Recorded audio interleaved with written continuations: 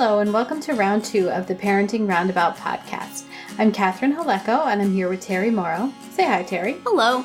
Usually on this podcast, we talk about parenting issues, but once a week, Terry and I like to get together to discuss TV, movies, books, and other entertainment topics. But let's face it, mostly TV. Because it is nice to talk about something other than parenting for a change. Yes, it is. So this week, our West Wing watch continues with the season 6 episode In the Room. Mm-hmm. But first, we are watching One Day at a Time, and we have moved on to the second episode of the new 3rd season. Yes. And it was called Outside. And it was a very let's talk about issues episode. It was. And nothing really happened. Like, they had these important and serious conversations, and I thought they were well done. Yes. But, like, literally they didn't leave the couch. Yeah. I mean, the whole entire show, right? Well, there was a scene in the doctor's office. Yeah, there was that scene of her at work where we brought back the annoying coworker that I thought disappeared. I require the doctor to always be around, but that guy can go anytime. Yeah. Scott or whatever his dumb name is. And also they kept talking about how Alex is their coworker. Like, I think he worked, at some point last season, he had a job there. Okay. Well, anyway. But it still was weird. I still wouldn't call the kid who comes in like one day a week my coworker, but. Your coworker. I suppose if I were that guy and nobody else would talk to me, I might. Right. And, you know, just in general, like, this was not a great one because it was just, there was no real subplot except for maybe Sid and Elena trying to come up with a cute name for each other and coming up with something that's been used for like 25 years. No, but they changed it to significant, so it's now I know, they said all kinds they were of unique. Like, but they were super proud of themselves for deciding on significant other. And then it was Schneider who's like, better yet, significant other. And then that was the whole payoff of that entire thing. And it could equally well have been them rolling their eyes at him. It was like a 50-50 coin toss on how they were going to react to that. Right. Exactly. Yeah. I mean, I appreciate that they did, I think, air a lot of different viewpoints and have some sympathy for the fact that even somebody who's not a vile, evil man could have trouble navigating things these days. Mm-hmm. But at the same time, it's just the ones where they just kind of tee up an issue and then go at it for 25 minutes or whatever a commercial-free sitcom is, are less interesting to me. The order at which they're running these episodes, I think it was it Extra Hot Great when they were talking about it, thought maybe that first one with all the guest stars aired out of sync, and I think that's true, because I accidentally let it run to the next episode after this, and it was Lydia in like a hospital gown sitting at home, and everybody telling her she had to sit down and rest. And I'm like, that was your first episode. That's not your third episode. We haven't heard anything about her needing to rest. So I do think they mixed it up. And I think that something that just focused on relationships amongst the family would have been better is what I wanted coming back. But we've got a guest star episode full of relatives we've never heard of before or seen, even though they should have been at the quinceanera for the first episode. And the second episode is just a straight up issue episode. It's not leading with your strongest things, I guess. And it's, well, like you said, they dropped them all at once. Yes. So why the need to put them out in this order? Yeah, I don't get it. Yeah, it's not like you have to put out the one with all the guest stars first to get people to keep watching.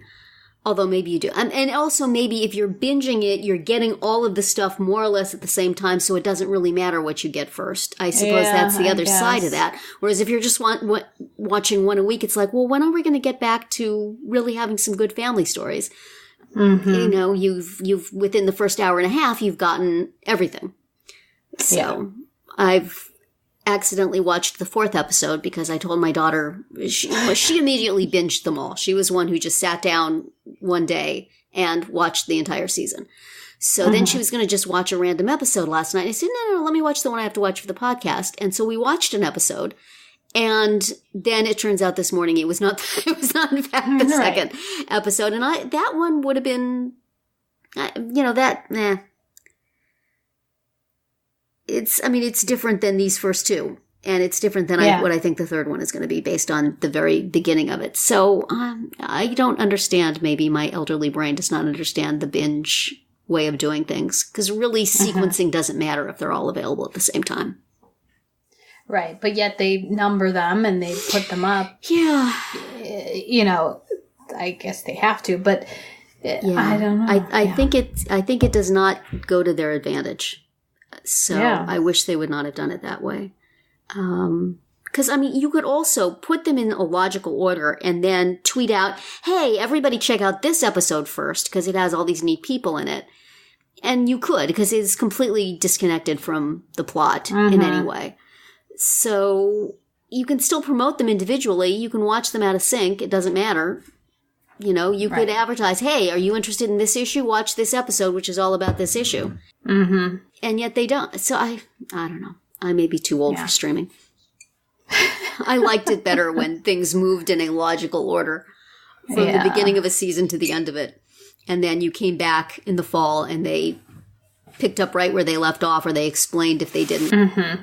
Yeah. So that's annoying. But, I enjoy watching them, and I'm continually amused by how that kid has grown. The one who plays Alex. Yeah. It's like this is the third season, so it's been, 2 years maybe? He was pretty little when they started, wasn't he? He was. And now he's taller than all of them and deep-voiced and, Yes. This is the fun of casting child stars. Right. especially boys of a certain age.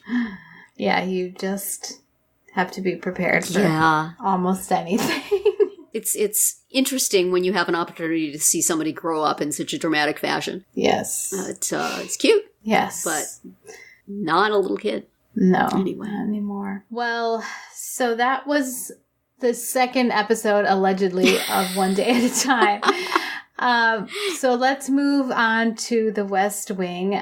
This was a season 6. I forget what number we're on season 6. Season 6, episode 8. Right. We are a third of the way into this. Well, more than a third of the way. Yeah, about a third of the way into the season. And this was a good one. I enjoyed it quite a bit. You know what? I did not remember it as being a good one. I was kind of about watching it, but then I listened to the podcast first, because sometimes I do that to get me revved up to actually go watch it. Hyped up. And as soon as they mentioned that Alan Alda was in it, and I was like, oh my gosh, I have to go watch it immediately. Yeah. He is just, his one scene there, polishing his shoes, is worth the entire price of admission. What a wonderful bit of business that is. I know they mentioned it on the podcast. Did they say that somebody came up with that, or that it just was written into the script? Because that was perfect. Yeah. Such a great bit of business for doing those lines. And he is so good. Oh, yeah. That was wonderful. Yeah. Yeah. Well, lots more where that came from. Good. And I have a question about, towards the end of the episode, we find out that this Governor Baker, that's played by Ed O'Neill, is all of a sudden not running for president. And is that it? Or do they ever come back to that and talk about why he did? Honestly, or was that just a convenient way to get rid of a person to mix things up? Honestly, I do not remember. I have no memory of that. I will say that he is not one of the ultimate candidates in the mix. Mm-hmm. There is another to come, which you can probably guess. But I don't remember him getting back into it, but I'm not sure. Mm-hmm. But I just found that very abrupt. Was weird. And unless he's involved somehow in Vinnick's campaign, which would be weird since he's a Democrat and Vinnick's a Republican. So I don't remember if the explanation they gave that it would mean running against his friend was the reason, or if something else came up. Well, the reason they gave was that he was going to spend time with his family, that's the reason. Which is always the most bogus BS thing they can ever say. That's the reason he gave. The reason that Leo and Josh came up with or that Leo I see. proposed, was that he didn't want to run against his friend. So I can't remember. It's possible that there's another shoe. Yeah, that one just felt that was very weird. Very like awkwardly shoehorned in there. Yeah. But everything else about the episode was really fun to watch. That was. And it wasn't fun to watch Bartlett be paralyzed. Wow. Yeah. President Bartlett be paralyzed, and all the how worried CJ was, and that whole event. Yeah. Obviously it wasn't fun, but it was, dramatic, and it was exciting. Yes. It got the heart pumping. Right. I guess. Right. Were you unspoiled for that? Did you not read any episode descriptions ahead of time? Yeah, I was. I didn't know that was going to happen. Cool. That would be the way to do it. Because, it's a little tiny bits here and there. You notice things that aren't quite right. And then he has to admit. So, Surgeon General Millie gets another callback. Yeah. I figured that the reason why he made her come was because he was worried about himself. That he would need medical attention. Because of the vision thing from the previous episode. Right. And they show, how he showed he couldn't sign the paper that they asked him to sign in the Oval. Right. So, yikes. Yeah. Yeah. My only thing with that, it was all very, very well done and very moving. But seriously, it's the President of the United States. They don't have an electric wheelchair on the plane. Dude has to wheel himself laboriously with his non-working hands. Right. And also, they showed him, he's laying down in his stateroom or whatever you call it. And then they come in and he says, I can't move. So then they haul him out of there to the infirmary. Yeah. Which, why do they need, I don't know. I just felt like whatever they were going to do, they could have done right there where he was. You would think they could have ported all the equipment in there. Yeah, instead of dragging him through the plane on a stretcher. I know, that seems impractical. And I was amused that there was suddenly some chick there directing people around. The president wants to see you. Come this way. No, not there. Come here. I guess it's a stewardess. But it seemed like, isn't that like what CJ should be doing? Shouldn't somebody like we recognize be calling the shots? Who is this person? Right. And why did we have to pay an extra? That's right. She had speaking lines. She, it's a real thing. It seems like we could have recycled somebody that we know. But, it's a good episode. Yeah. And setting up, putting pieces in place for the better part of the season. Not only the majority, but also the improved. The more we get into the next campaign, I think, the better, at least as I recall. Still some good things still to come from the White House, and one particular plot point that still makes me want to scream. But looking forward to that, aren't you? And we'll see if you know it when it comes. Okay. But, well, good. the scene in which it comes is an excellent scene, but after that, it's just like all kinds of no. Anyway. Right. Yeah, so next week we'll watch the episode called Impact Winter. Yes. Cheery, fun from episode. The West Wing. And then One Day at a Time, now please watch the correct episode. Yes. It is called Benefit with Friends. Yeah. Yeah. And listeners, if you've already binged the whole thing, don't tell us. Although it seems to not really You can matter, tweet me about the 4th episode, because I saw it. Because Terry already saw it. Yeah, I spoiled it slightly for Catherine when I was talking. No. Hey, what did you think about this plot development? What? Right. Yeah, it doesn't. I don't think it's going to hurt me. So that'll be it for our round 2 today. Please subscribe to our Parenting Roundabout podcast so you won't miss any of our episodes.